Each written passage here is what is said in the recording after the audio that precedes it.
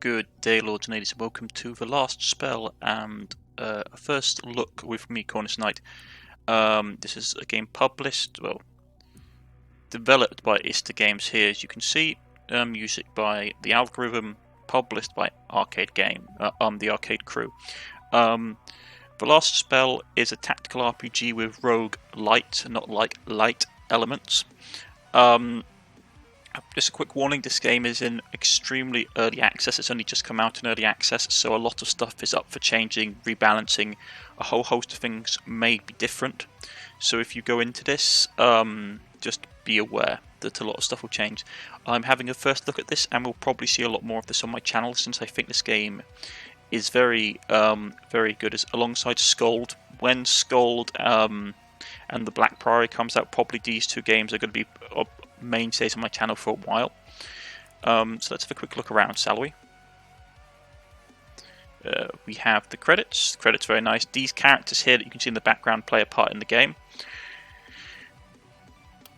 We have the option systems, relatively straightforward. It's early access. You have resolution, full screen, VSync, turn end warnings. I have them turned off since they can be a bit annoying, though they can be useful. Run in the background, big screen UI, constant mouse. You can have a set amount of languages, like not many as of yet, but it's still early access. And the basic setup for sound. As I said, this is still early access, so a lot of features aren't there. Let's do a new game. Hopefully, I wish you could have a way of viewing the cut screen at the beginning of the game, because it's really good, but I don't think that's possible.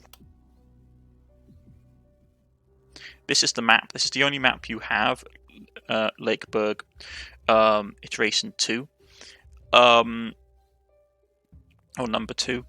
I think there's probably going to be, judging from the size of the map that you have here, there's probably going to be like other settlements that you can take in later on, probably different locations with different area types, because here it's basically flat with some water. It's basically like near a lake, so you have flat terrain, forest, trees, and water. And the main story of this game, since it probably won't show it in the cut screen, is that this world was a heavily magical society, and they basically went too far with their magical research, and they developed the equivalent of arcane atomic weaponry, and everyone started to use it. And what they didn't realize was that it did stuff to those affected. Think of it like magical radiation. And as a result, this thing swept over the land, and this is basically doomsday. This is like Armageddon come for the world. And the mages who were being persecuted because of it were desperate to find a solution, and they came upon the last spell. Oh, they contrived the concept of the last spell,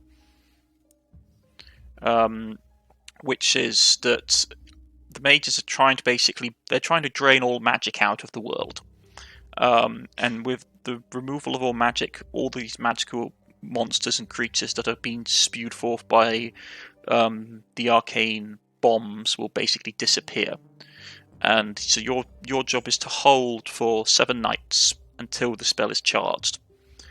And it's a hard game. Like, the game basically suggests that you play at standard difficulty, which is hard. Like, I'm not going to lie, this game is quite a challenging game. My description for those that find it interesting is that it's basically Dark Souls crossed with Space Invaders, and we'll get more into that description in a moment. But yeah, it is basically a Dark Souls level of challenge. I'm not a particular fan of the standard difficulty, not because I don't like it. I think it's a good standard difficulty per se. But I like having an additional hero. I like having a 4-party hero setup. Normally you only have 3 in this game, which I feel is a bit too little. I know they're going for a challenging game, but only having 3 heroes I actually find it takes something away from the experience. Also, later on, when you're having to protect your settlement from multiple angles, it becomes overwhelming. And I think this feeds into one of the issues the game has, in my personal opinion, which is that the grind that the game goes through. Basically, this game has a replayability feature, which is that you fight, you die, and all the resource stuff that you took from, like all the special resources and achievements that you took from that run, get carried over into the next run in the form of a special currency and like unlocking items and equipment and goals from the two main like factions so far revealed in the game. And yes, as a result, I find that I prefer having a +1 hero. I think it makes the game a lot more flexible in some ways. I know they do not recommend it, but I personally like having 4 heroes rather than 3. This stuff I don't turn on. I just have the +1 hero. So let's get into it, shall we?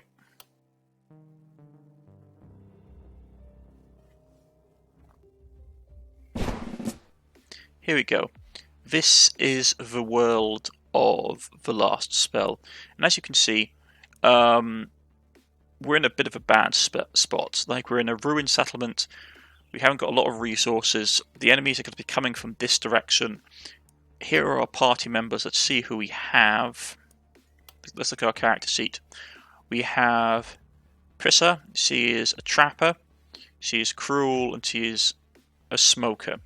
So these things all affect your stats. For example, she's a trapper, which gives her +3% damage for physical range and critical, but her magic damage goes down. She's cruel, so she has more critical, and she's a smoker, which means she has less HP and less movement, which actually is pretty bad. So what does she do? She's a backstabber. She has a dagger, so I probably see some kind of rogue build. Physical damage deals. You can see it's relatively split, quite clearly split down the middle what these abilities do. You can see physical damage can hit multiple times. It does poison, applies poison damage. Perforate, and you can do these so many times per turn. So she's basically a single target DPSer. And then we have Carola, who's a juggler. She's lucky and she's inattentive, which means she has less magical damage and less dodge, and she has a crossbow. All this stuff is randomly generated as well. Like your starting traits, your characters, all this stuff is completely randomly generated from the settlement. And I won't go into a lot of details. We'll just quickly look over who we have. We've got Kaon, who's an illusionist. He's inattentive and he's thick-skinned. Unfortunately, that actually sucks because he's a magic damage dealer, and he has a penalty to magic damage, which isn't great. And then we have Wanda, who's fragile, Fey bloodline, and blacksmith. But she's only got a dagger too, so this actually is. This is one of the things I will warn you about this game. This game is hard, and you're likely to lose. And one of the things you have to understand is that, like, the characters you get given at the beginning of the run, like, you may just get given bad characters, and as such, you won't be able to win. Or it's not that you won't be able to win; it's just that you won't get a good enough. You won't get a good enough range of abilities to make it straightforward to win. So you'll take a lot of damage, and thus you'll be picking yourself up during the next day, because you do not automatically heal. Like, it's not like if you take a ton of damage and then the next night comes around and you're fully up to health. No, it's that you heal a percentage of health. So let's take Carola here. She heals 12 hit points per day come the morning. So if she takes more than 12 hit points worth of damage, that's gone. Like, that health is gone until she can get back up. So everything of damage you take is nasty. You have armor, but it doesn't last too long. and that fully regenerates per turn, but the enemies do quite a bit of damage. So anyway, we have a couple of range units and a couple of melee units, and you can see what I meant about only having 3 characters in the base game. So let's say we didn't have Wanda here, and we just had Presser, Carola, and Keon. That would be all we had. We'd have 1 melee unit and 2 range, and you can see what I meant about it being that it's very easy to become overwhelmed if you have a bad setup on the standard difficulty. And personally, I'm not a massive fan of that. I think it's a bit unfair. So let's get her out. I'm going to stick her here behind cover. She hasn't got much movement, which actually is pretty bad. Got to stand here, and these two can go here. Haven't got the best party set up, but we're so off. And the horde is coming from this direction. We're going to press end phase. This is the combat phase. If we had resources, we could have built stuff, and this is our tainted essence, which is what we get, special resources that we can spend at the end of an attempt at the game. Unfortunately, we have positioned ourselves out of formation, which sucks, so now we're going to have to relocate. Yeah, like this is actually... I'm not a fan of the characters we have in this particular run. They don't seem that good. So let's just start... he's out of range. Because, yeah, see, he has to be super close to deal stuff. Yeah, range. So he's basically a melee range caster. Okay, we might just lose this on the first night. You see up here is the city panic. The more the enemies get into the city, the more the panic will increase, and the less rewards we get. So you want to try and keep them out of the city. If they do damage, you get permanent panic in the settlement, which will then massively impact your reward. Let's see what we have. Do we have anything that's actually useful? Yeah, I'm straight up, like, this is the kind of thing where I'm really tempted just to abandon the run, almost, because the party that I have is just, it's just not good. I haven't got any AoE dealers at all, which is actually one of the things that's actually really detrimental in this game. Having not a lot of AoE dealers pretty much means that your game is not over, but at least it's in a really dangerous situation. I used an ability that requires magic points here, as you can see these refresh as well during the day, so it's one of those things where you really have to manage your resources. So excuse me 1 second. Sorry about that. You really have to kind of manage your resources. Your action points recover during a turn. Your mana points will come up after each day. So if you spend too many mana points, you will have less mana points going to the next day, or you can get that recharged. There's a lot of nuance to this game, and it's very good. One of the reasons I compare it to Space Invaders is that the enemy will come forward, like in Space Invaders, in a line. They will continue to advance, and they will only attack the things directly in front of them or next to them, like Space Invaders. So I view it pretty much as a very graphically nice looking equivalent of Space Invaders. Let's backstab. That didn't work out. So what's the point of this? Okay, isolated enemies. Well, that's good to know.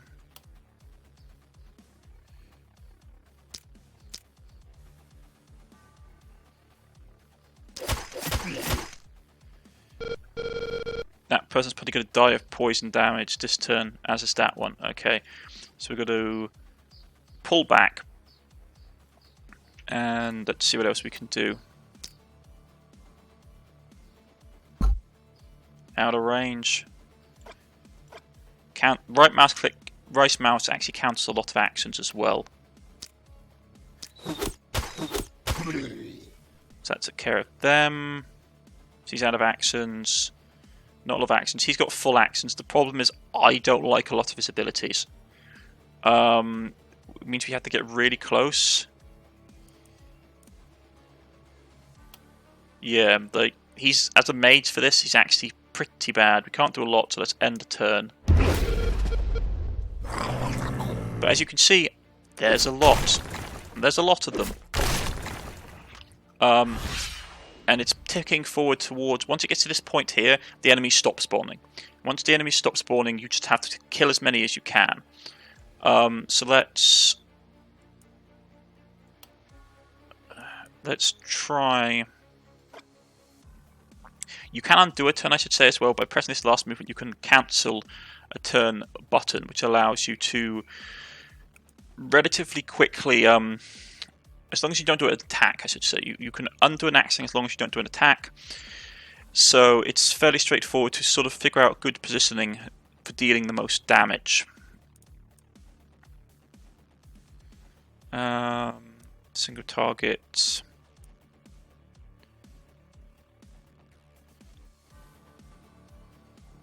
Can hit 2 targets. Propagate. Chain of propagate damage as well as potential alteration. Okay, I see. So that stacks up with poison. I need to get somewhere that I can do a ton of these. Really. We'll get to there, and we'll go like that. Poison will finish them off. We can fall back to here. You're not doing great, but there's not a lot I can do. If I move you in there, you will have just a right amount of damage left to do something like this. And then we can do Hammer of Faith on you like that.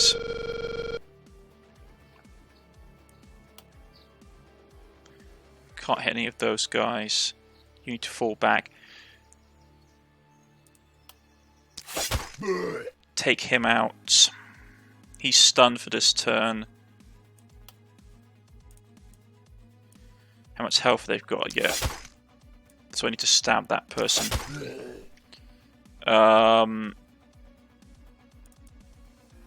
Let's push up to here, and we'll go that, and then run away. And the poison to take some of them out. This group's going to get to the wall and start causing issues, but unfortunately I don't have a lot of action points. And because I don't have a lot of not massive AoE, but group AoE, it's actually hampering my ability to do a lot of stuff, as you can see. And we've already taken damage, unfortunately. That's not great. So let's get up here.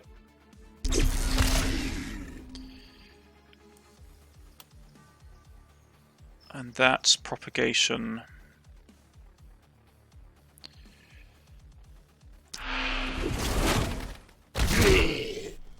That's wiped a good chunk of them out, but not enough, unfortunately.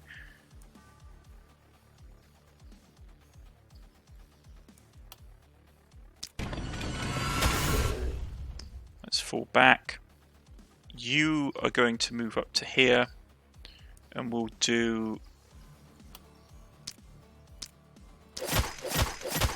that.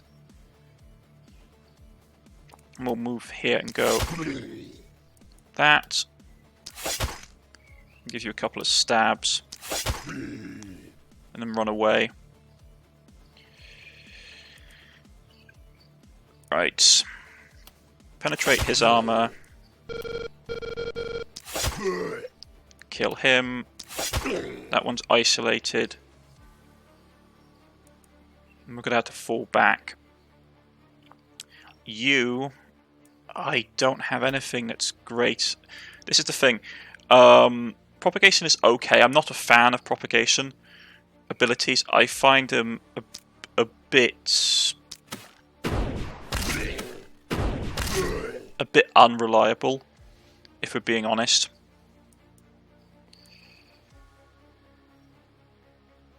Slow death two times. Well, we can hit him.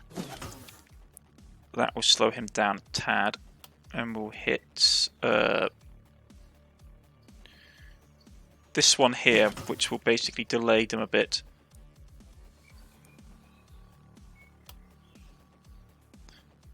And then we'll shoot these two here. And then we'll fall back. There's 28 of them left, as you could see. And we just had to survive the night. Yeah, I've got to hit the walls, which is not great.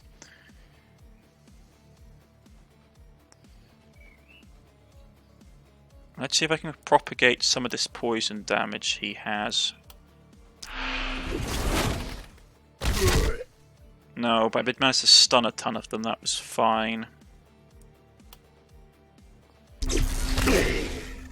Wipe those out, so they're down to 22.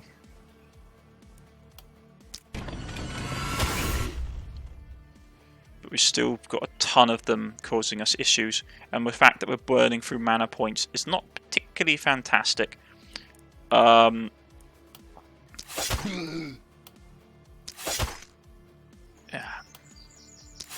Should have done the isolated one on him.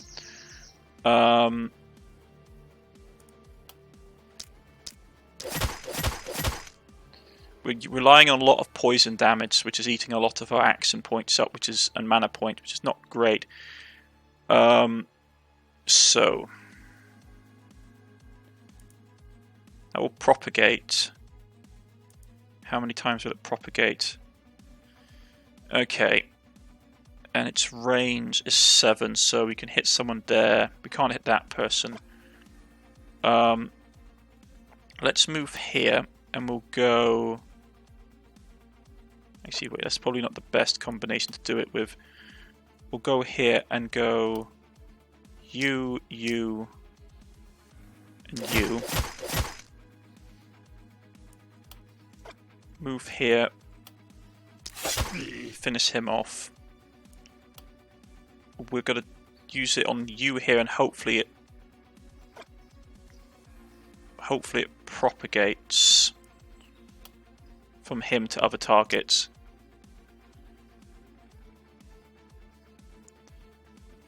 Yes, him, and let's try him. I was hoping it was going to propagate the poison. And we've got one armoured piercing shot, which you can shoot this guy with. Right. The only person that has action points left is you, and I don't want to risk it. I'm just going to finish this person off. I know the poison would have done for them, but you never can tell. These two are probably going to be at risk down here. So let's end the turn. Yeah. Okay. Let's just try and finish these guys off as quickly as possible.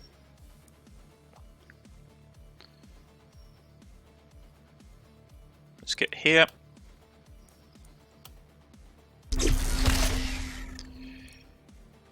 Yeah, it's not great.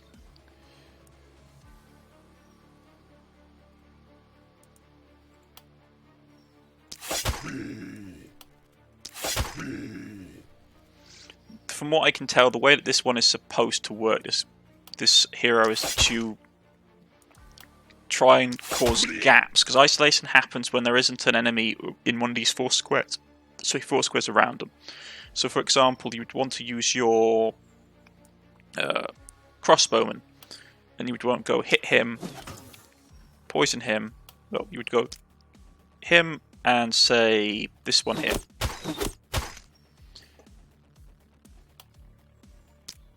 Something like this. And with them dead, you could say your assassin goes up, your rogue goes up and goes backstab, backstab, and gets a ton of bonus damage from it.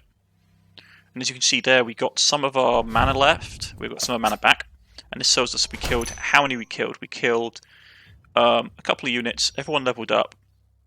We took a little bit of damage, which is understandable. All of our people are alive, none of one's died, we've got an S clearance. And here you can see city clearance, like city panic. When it clears these exclamation marks, you lose resources. Like if the panic is beyond that. So we got 100 gold, 100 material for construction, we got a new weapon. With essence collection, which is one of your 2 consumable resources, it goes into here. And as you can see here, city panic increases when an enemy is within the city or buildings, excluding the walls, which is damaged.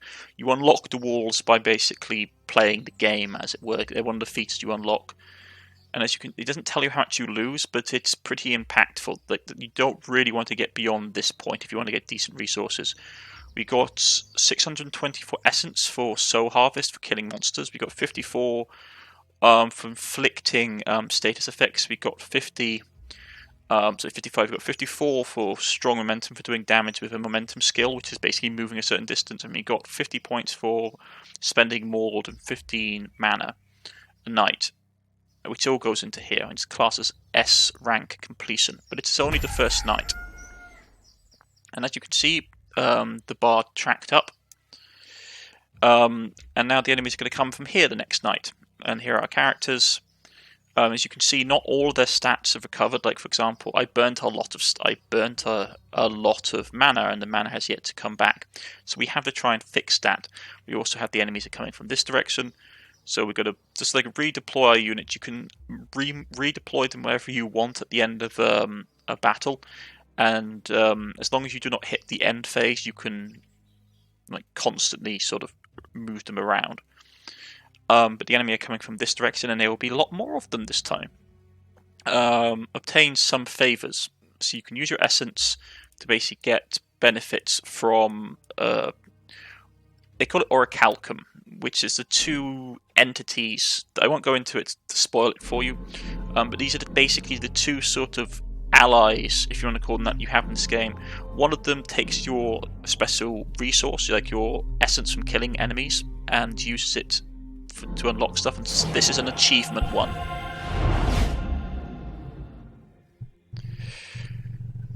And there is a story going on here, but I won't tell you what it is.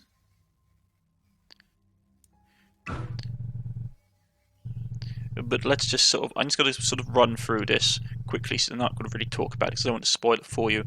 But as you can see here, this unlocks additional equipment and items depending on certain milestones, like killing so many enemies, walking so many tiles. It's your standard like achievement setup.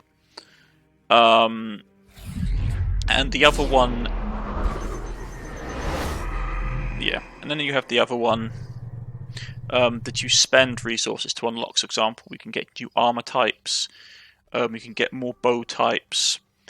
Like this is basically unlocking more weapons and various bonuses. This you can also unlock like an additional mage and all kinds of things. I don't want to spoil it so much for people. For example, let's unlock some new range options, new bow types. So let's hold this down, we'll spend our resources, and pow, that's now unlocked in the shop. So if we go to the shop, and it's like it's telling us to level up our heroes, which we will do. Here is your hero level up screen. You get basically attribute increases, which you can reroll a certain amount of times per level. You get them from everything from common to uncommon to rare to, I believe, legendary. Now, since we have we basically have a rogue. She's got like 0 block, which is flat damage reductions. It's tempting to get just a flat damage increase for her, which I'm probably going to get. It means that she just absorbs a bit of damage, and then you get a secondary attribute, which is accuracy, daily health regen, daily mana regen, extra experience. I mean, like, if we look at her abilities, how many of them propagate? None of them propagate with the dagger. If you get different weapons, it will change out the abilities you have. We'll saw that in a second. So she doesn't actually use that much mana per se. I'd rather have daily health regen, because health regen is actually fairly useful for characters, and then you get a perk that you can pick up. So Fatality, unlocked ability skill, allows you to execute any enemy with less than 15 health in melee range, which is very nice. Gets more XP, which is always very nice. Increases armor by the amount of health regen by 75%, so that's actually pretty good as well. A lot of them are useful. Extra poison damage. Her stuff actually is pretty good because we have a poison ability straight off the bat. So I'm probably going to grab that for her, and that's her done. And we look at her character sheet, level up. She's a ranger, ranged character, so we don't have to worry about her too much. She doesn't do magic damage, so she just does range damage. We want to probably look for something that increases range damage. Increased dodge would be nice. More movement point is pretty good as well. Let's just do a reroll to see if we can get anything uncommon. Just the armor actually is pretty good as well, since she's not wearing any armor. And having just a flat base of 80 on top of it is pretty powerful. Poison damage is not too bad. Multiply applied to damage every attack. Reliability is actually pretty good. Increases her reliability, which is the minimum amount of damage you can do with attack. So you're here. Since her minimum damage is 32 to 42. So she's going to be rolling that every time. Basically, it rolls the dice, as it were. She does have a poison damage attack, which is useful. But I'm probably going to just increase reliability. To means that her base damage does more. It's more reliable, and we can pick up a perk for her. Now that one wouldn't be too good because she hasn't got a hell of a lot of health regeneration. So we want something to say like steady aim, increase accuracy, and increase the skill range of range. Oh, it increases the skill range. It's actually pretty good for a ranged character. So we'll grab that, and once we've get 2 more perks, we can basically put them into here. Well, you unlock 2 more perks to unlock the 3rd tier, so we need to spend 2 more perks either here or here to unlock this one. So he's leveled up. Let's see what we can get him. He's another rogue. So physical damage. Well, no, he's not the rogue. He's the battle mage, isn't he? Yes, we need to actually get his magical damage up, which isn't great. Physical damage isn't great for him. Critical is okay. I'm going to re-roll and hope for something decent. Health is alright. I'm not happy with it, but I was hoping for something like more magical damage since he's taking a penalty from it. Healing received is okay. We'll go with health regeneration, which is not too bad. And then again, here we go. Another perk point, so we could get something like coagulation, which is very good.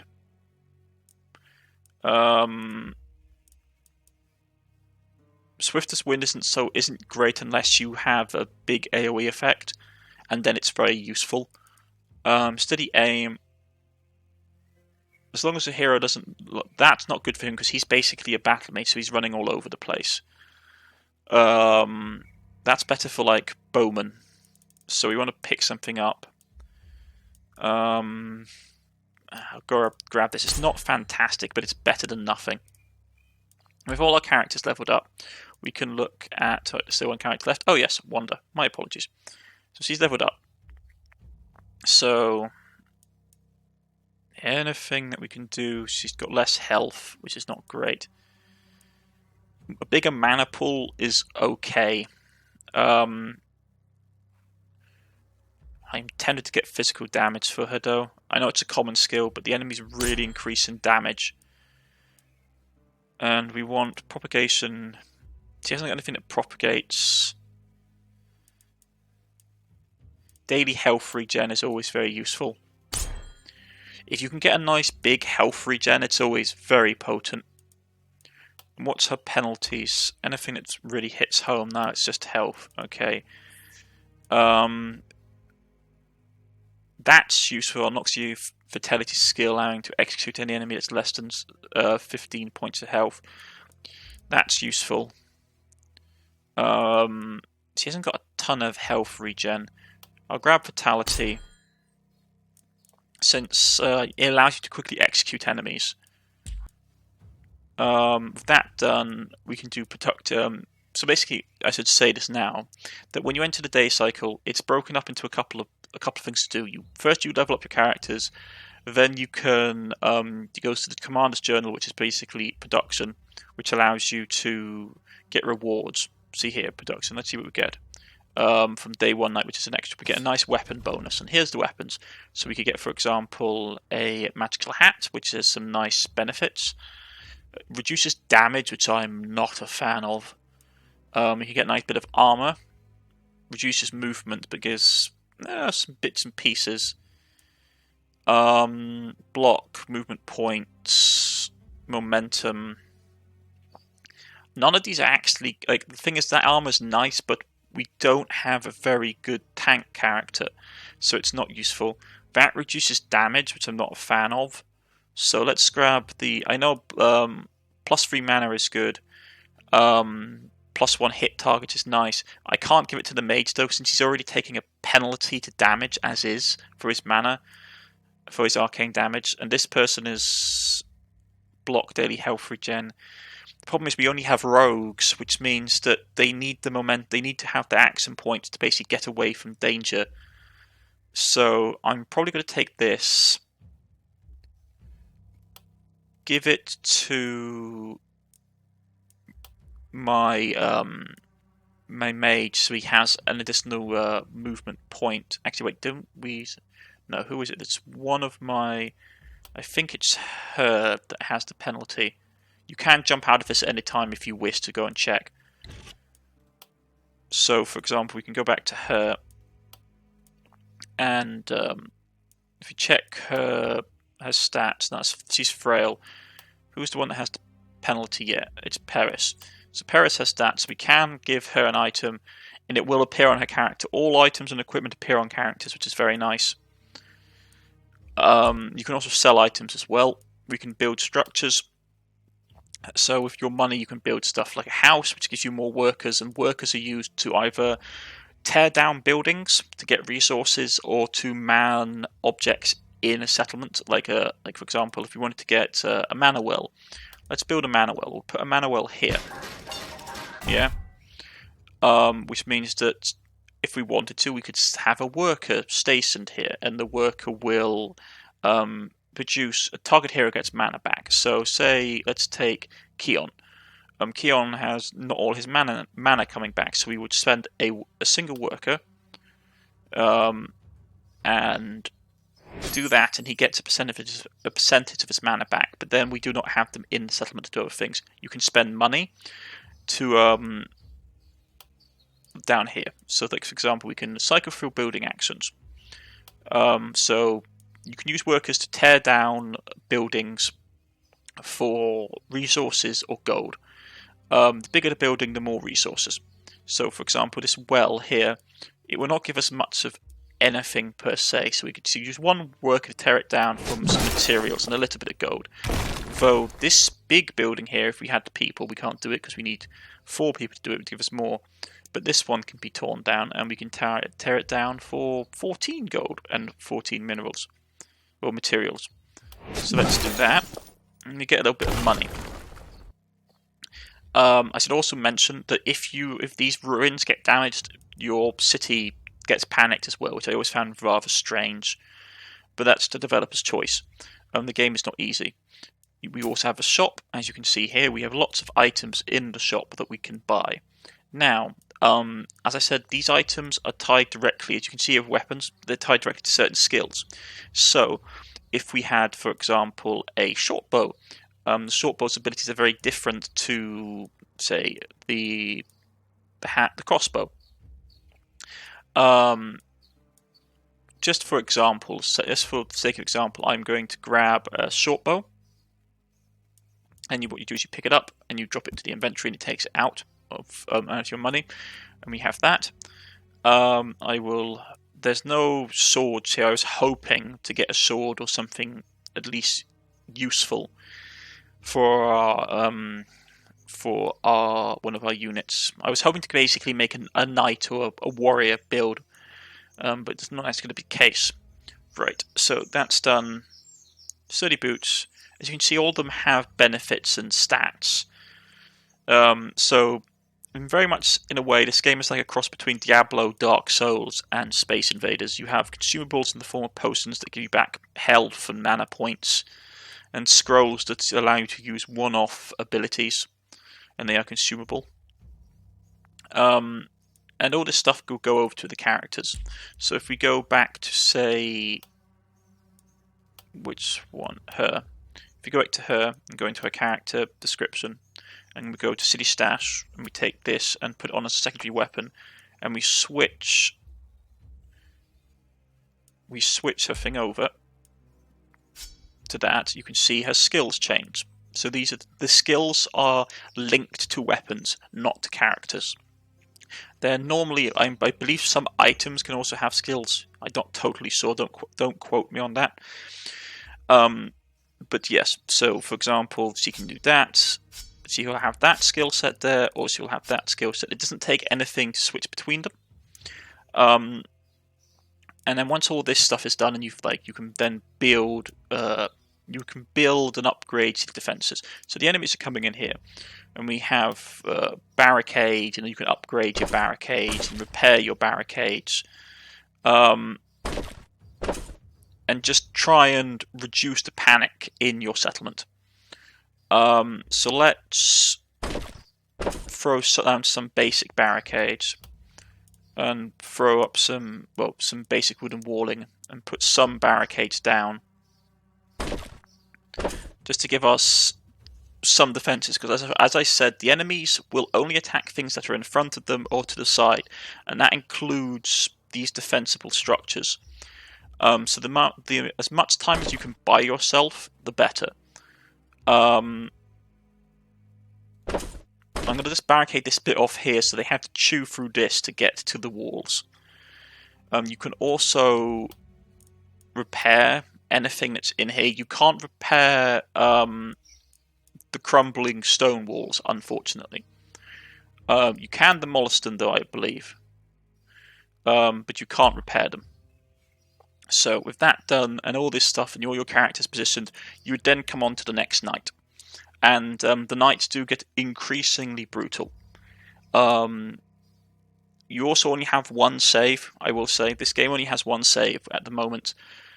So if you want to start a new run, or you don't like the run, you have to press the escape button, and then you'd press abandon run, and it would basically start the cycle over again. Sometimes that's worth it if you do not like the characters that you have, because this game is challenging. My personal suggestion is that if you're going to play this, I play with 4 characters, I don't play with 3. Partly because I'm of the opinion that you're going to do a lot of farming of your tainted essence and of your achievements in the early part of the game, and that's quicker to do with 4 heroes than it is to do with 3, because you get more stuff. And I know it's a bit of a cop-out, I know this game's supposed to be hard, but I like the characters. I think one of the main draws to me to this game, besides the combat, which is nice, the combat's nice, and you have to think very tactically. It's a bit like chess with your characters, because the enemies are very predictive and only attack things which are in front of them or to the side. It's very chess-like, which is you're trying to position your party members to trigger their abilities and get the best results and kill the most things as quickly as possible. There are specialist enemies that will turn up as the nights go on that will have different abilities. Like you can get range units, you get flying units, you get units that are designed to deliberately smash through terrain. I've only managed to get to night today. I've only been able to get to night 4 before being wiped out, and that was playing with 4 characters, not with 3. I only managed to get to night 3 with 3 characters. And this game is predominantly based around the cycle of you fight as far as you can, and you either get beaten or you abandon the run, and you take your resources back with you. And you basically cast them in for all the achievements that you've done, or all the essence that you've gathered, and it unlocks more abilities. Well, it unlocks more items, more bonuses, more things that you can unlock and do in the city, which will make the next run easier. And that's what you do, and you're trying to build up your momentum to get a good run going so you can live through the night. And the game is hard, but it's really rewarding. I love the art style. I like the feel of it. I like this grim, dark setting. The bodies stay on the map from the previous night before, so they disappear the night after, though I have noticed they sort of start disappearing away after the night after.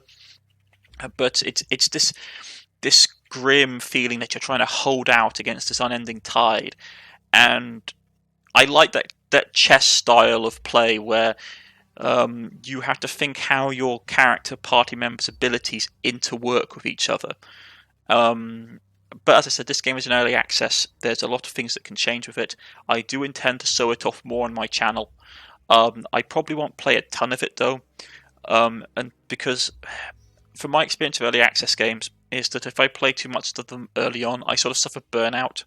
It's what happened with Utuk the Desolation. Like, I love Utuk the Desolation, but I played so much of that game on this channel in early access that when it's now in full release, I tend to be like, well, I've played a lot. But it's worth it. If you like this, it's on Steam, early access at the moment. I believe it's about £16, give or take, or something around that mark. Don't quote me on that. Somewhere around that ballpark mark. Maybe a bit more. I think I got mine when it had first come out, so it had a sale, a price decrease on it. But it's a good game, and a game definitely worth keeping an eye on. This is something special, I think. This and Skuld Against the Black Abbey are both games that recently I've sort of taken notice of. I've been keeping an eye on The Last Spell for a while, when I first played the demo of it. But I think this game has this really interesting concept, and I think it's going to go far, and the developers are very passionate. So, yes, check it out, keep an eye out on it. This will probably appear on my channel in the near future as well. And I'll see you all again next time, folks. Goodbye.